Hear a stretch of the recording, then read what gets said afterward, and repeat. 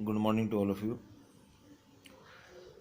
Chapter number 6 water resources. और water resources में जो टॉपिक आपका हुआ है एमर्जिंग वाटर प्रॉब्लम्स कि क्या क्या वाटर के सामने मतलब मेन प्रॉब्लम्स क्या क्या आती हैं। तो देखो, अगर प्रॉब्लम्स की अगर हम बात करते हैं तो अवेलेबिलिटी, इस रिसोर्स को अवेलेबल करने में प्रॉब्लम आ रही है। Use, quality and management. अब हर तरह की इसके अंदर प्रॉब्लम आती है। क्योंकि अवेलेबिलिटी की हम बात करते हैं तो मैक्सिमम एरिया हमारे ऐसे है जहाँ पर पानी की अवेलेबिलिटी नहीं है, बहुत शॉर्टेज है। यूज़ की प्रॉब्लम आती है तो कि हमारे को प्योर वाटर उसका यूज़ नहीं कर पाता है, और जो मैक्सिमम लोग यूज़ कर रहे हैं वो उसको क्या कर रहे हैं, उसको पोल्यूट कर रहे हैं, प्रॉपरली उसका यूज़ नहीं कर रहे, उसको वेस्ट कर रहे हैं। ठीक है, क्वालिटी की बात आ जाती है और मैनेजमेंट की बात आ जाती है। और वर्ल्ड के मैक्सिमम कंट्रीज़ इन प्रॉब्लम को फेस कर रहे हैं, इंडिया उनमें से एक है। और काफ़ी क्रूशियल प्रॉब्लम है वाटर शॉर्टेज की। ऑल ओवर अगर हम वर्ल्ड में देखें तो मैक्सिमम कंट्रीज़ के अंदर वाटर शॉर्टेज स्टार्ट हो चुकी है। अपने इंडिया के अंदर भी मध्य प्रदेश हो गया, तमिलनाडु हो गया, राजस्थान हो गया, हरियाणा के कुछ पार्ट हो गए, सोनीपत डिस्ट्रिक्ट के कुछ पार्ट है जहाँ पर पानी की शॉर्टेज स्टार्ट हो चुकी है, यानी कि पानी ज़मीन का पानी ख़त्म हो चुका है। नेक्स्ट हेडिंग आ जाती है डिटोरेशन ऑफ वाटर क्वालिटी। यहाँ देखो, डिटोरेशन का मीन्स है कमी, क्षय आना, कमी होना, यानी कि वाटर क्वालिटी के अंदर रेगुलर क्या हो रहा है, क्वालिटी जो वाटर क्वालिटी वो लगातार डिक्रीज़ हो रही है। अब डिक्रीज़ क्यों हो रही है? तो एक तो देखो, हमारे पास वाटर बहुत ही कम परसेंटेज में है, प्योर वाटर, और ऊपर से अगर हम उसको पॉल्यूट कर रहे हैं, हमारी बहुत सारी इंडस्ट्रीज़ हैं, हमारी ह्यूमन एक्टिविटीज़ हैं जो वेस्ट वाटर को रिलीज़ कर देते हैं रिवर्स के अंदर, प्योर वाटर को की जो क्वालिटी है उसको डिक्रीज़ कर रहे हैं। ठीक है, और कुछ माइक्रो ऑर्गेनिजम्स हैं, तो इन सब के कारण जो वाटर है जो वो पॉल्यूट हो रहा है। और सरफेस वाटर का सबसे बड़ा एग्जांपल है आपका रिवर्स, जो कि बहुत ज़्यादा पॉल्यूट हो रहे हैं। केमिकल इंडस्ट्रीज़ इसको बहुत ज़्यादा पॉल्यूट करती हैं, और फर्टिलाइज़र इंडस्ट्रीज़ इसको बहुत ज़्यादा पॉल्यूट करते हैं। पेंट इंडस्ट्रीज़ जो हैं वो इसको बहुत ज़्यादा पॉल्यूट करते हैं, क्योंकि इन सभी को अपना प्रोडक्ट तैयार करने के लिए प्योर वाटर चाहिएगा, लेकिन रिलीज इससे बहुत डेंजरस जो क्वालिटी का वाटर है वो बाहर निकलता है वेस्ट।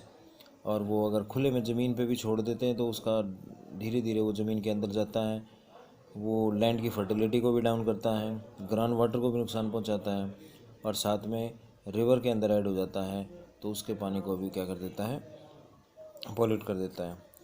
सीवरेज वाटर है, ये बहुत बड़ी प्रॉब्लम है। मैक्सिमम में जो सिटीज़ के अंदर जो सीवरेज वाटर है वो डायरेक्ट है एक पॉइंट पर लास्ट में कनेक्ट किया जाता है किससे, रिवर से। देखिए यहाँ पे about the 14 river basins have been affected by untreated city sewage. 14 rivers नहीं है, यहाँ ध्यान दीजिएगा, 14 रिवर बेसिन्स हैं, यानी कि एक रिवर बेसिन, जैसे लास्ट मैप में बताया था कि जहाँ तक उस रिवर का पानी पहुँचता है, तो ऐसे 14 रिवर बेसिन्स हैं जो अफेक्टेड हैं अनट्रीटेड सिटी सीवरेज से। ठीक है, तो इसे लार्ज क्वांटिटी के अंदर हमारा जो प्योर वाटर है वो क्या हो रहा है, उसके अंदर कमी आ रही है प्योरिटी के अंदर। अगर हमें कानपुर की बात करते हैं, there are about 150 leather factories in Kanpur which discharging more than 5.8 million litre of waste water in the Ganga river every day.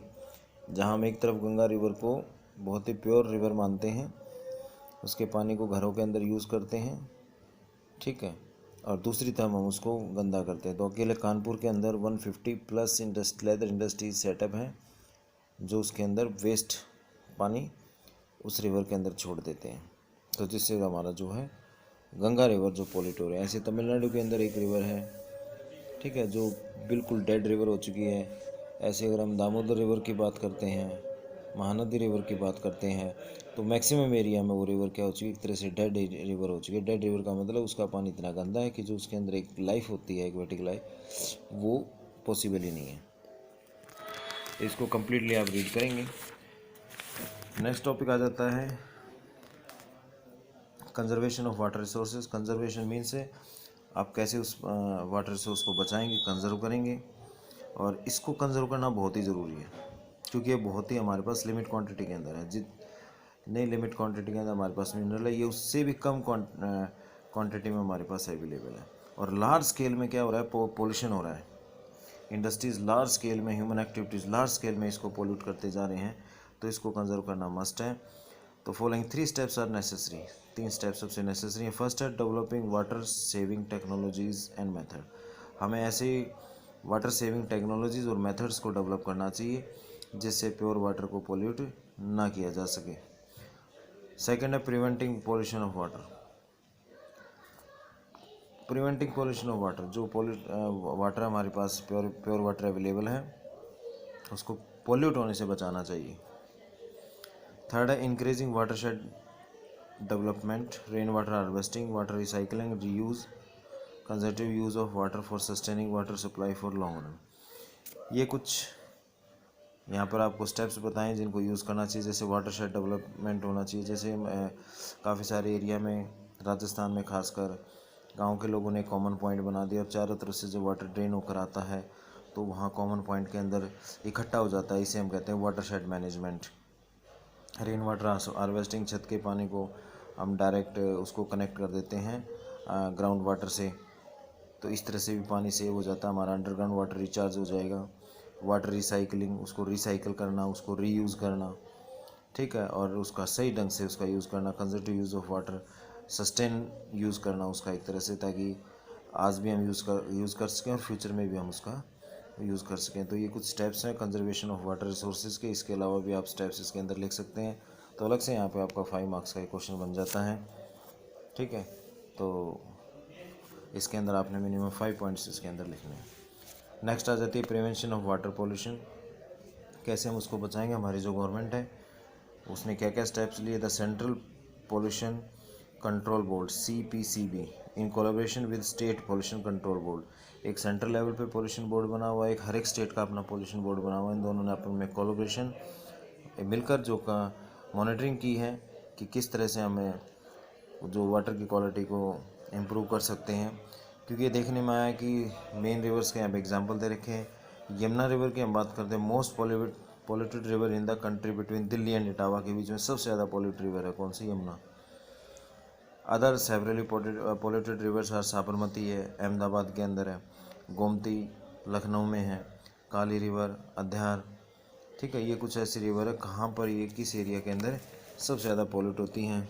इस तरह से वह गई है मदुरई के अंदर, Musi of Hyderabad and the Ganga at Kanpur and Varanasi के अंदर। तो government made several legislative provisions for preventing water pollution. तो गवर्नमेंट ने कुछ लेजिस्लेटिव स्टेप्स लिए हैं, जैसे prevention and control of pollution act 1974 के अंदर पास किया गया, एनवायरनमेंट प्रोटेक्शन एक्ट 1986 के अंदर पास किया गया। 251 polluting industries were located on the bank of river and lakes in 1997। तो कुछ इस तरह के एक्ट पास किए गए, जैसे गंगा को प्योरीफाई करने के लिए गंगा प्लान चला हुआ है, ठीक है। ऐसे अलग अलग नर्मदा के लिए प्लान चला हुआ है, गोदावरी के लिए प्लान चला हुआ है, यमुना के लिए प्लान चला हुआ है कि इन रिवर्स को हम क्या करें, पोल्यूशन फ्री कर दें। नेक्स्ट है रिसाइकल एंड रीयूज़। तो availability of fresh water can be improved by the, इससे भी हमारी जो है अवेलेबिलिटी ऑफ फ्रेश वाटर वो इम्प्रूव हो सकती है, किससे, रिसाइकलिंग से और रीयूज से, रीयूजिंग वाटर। फॉर एग्जांपल आपने गाड़ी वॉश की, ठीक है, तो उस गाड़ी वॉश की तो पानी नीचे जो गिर रहा है उसका आप डायरेक्ट कनेक्शन आपने गार्डनिंग कर रखी है, पेड़ों में पानी देना है, ठीक है, अपने होम गार्डनिंग जैसे वेजिटेबल वगैरह कुछ लगा रखे हैं तो उसका डायरेक्ट कनेक्शन वहाँ दे सकते हैं, तो उस पानी का वापस से यूज़ हो जाएगा। एक गवर्नमेंट सीवरेज वाटर ट्रीटमेंट बना रही है कि उस पानी को प्योरीफाई करके उसको एग्रीकल्चर में हम इरिगेशन के रूप में यूज़ कर सकते हैं, रिसाइकलिंग हो गया, तो इससे हम पानी को सेव कर सकते हैं। तो यहाँ तक आज आप इसको रीड करेंगे और क्वेश्चन आंसर्स कन्वर्ट करेंगे और फिर नोटबुक के अंदर लिखेंगे। लास्ट में भी कहा था, अब भी कह रहा हूँ, जो क्वेश्चन आपको डेली कराए जाते हैं उसको डेली आप फिर नोटबुक में लिखेंगे। Thank you.